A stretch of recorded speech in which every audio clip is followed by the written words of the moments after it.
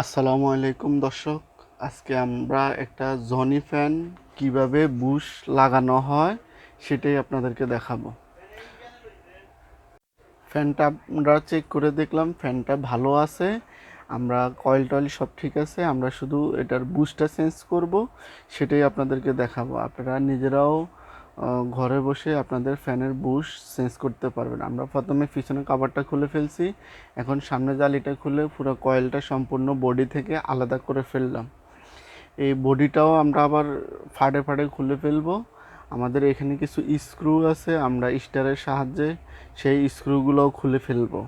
এক এক করে 4টা স্ক্রু সবগুলোই আমরা খুলে ফেলছি। আমরা আলাদা করে দেখলাম এখন আমাদের যে বুশটা আছে বুশ থেকে বডি থেকে আমরা বুশটাকে আলাদা করব।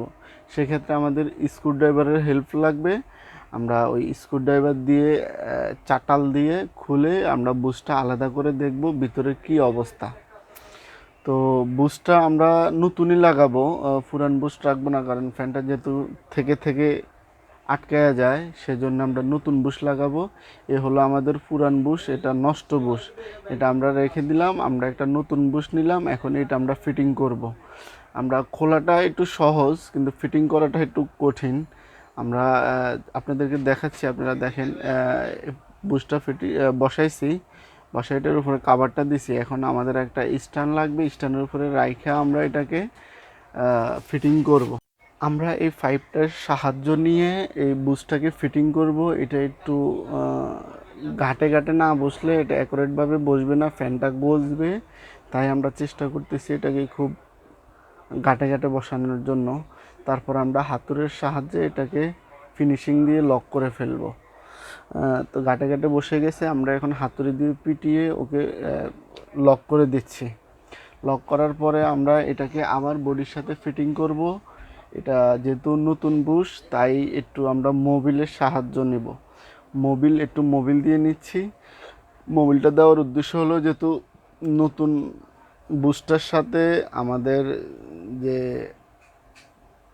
ফ্যানের আর্মিচারটা আছে ওটা যেহেতু একটু না গজে, অ্যাকুরেটভাবে বসে। তো মোবিল দেওয়া শেষ, আমরা এখন ওটাকে হাত দিয়ে একটু মোবিল লাগাই দিচ্ছি আমাদের ফ্যানের যে ইয়েটা আছে ওটার মধ্যে। এখন এটা বসায় দিছি। এখন এটা অ্যাকুরেটভাবে আগে যেভাবে খুলছি ওইভাবে বসাইতে হবে। এখন বসানো শেষ, আমরা স্ক্রুটা ফিটিং করে দেব। আমাদের 4টা স্ক্রু আছে নাট বোল্ট সহ, আমরা এগুলো এখন লাগাইয়া নিচ্ছি। এগুলো লাগানোর পরে আমাদের কাজ প্রায় মোটামুটি শেষ পর্যায়ে। আমরা এটা আবার এখন ফিটিং করব। তো ফিটিং করতে গেলে আমরা আগে দেখতেছি এটা টুইনিং। এখানে একটু বলে রাখি, টুইনিং বুশের ক্ষেত্রে টুইনিংটা হলো করতে হয়, কারণ বুশের পরে এটা মেজরলি আটকায়া যায়। তো এটাকে এই যে আমরা হাতুড় দিয়ে পিটে পিটে টুইনিং করে দিচ্ছি, এটা আবার আগের মতো চলবে, কোনো শব্দ ছাড়া গেজা ছাড়া। আমাদের টুইনিং করা শেষ, আমরা এখন এটাকে বডির সাথে আবার ফিটিং করব। তো বডির সাথে ওই একইভাবে আমরা যে 4টা স্ক্রু খুলছি ওই 4টা স্ক্রু এখন আবার এখানে ফিটিং করব। আমাদের মোটামুটি ফিটিং করা শেষ। আমরা এখন পিছনের ব্যাক কাভারটা লাগাবো রেগুলেটর তারটার সহ কানেকশন করে। আমাদের এখানে অল্প কিছু সময় লাগতে পারে, আমরা রেগুলেটরের তার লাগাই ফেলছি। এখন আমাদের ব্যাক কাভার লাগানো শেষ, আমরা ফাঁকা লাগাচ্ছি, ফাঁকার ফুলিটাও লাগাই দিছি।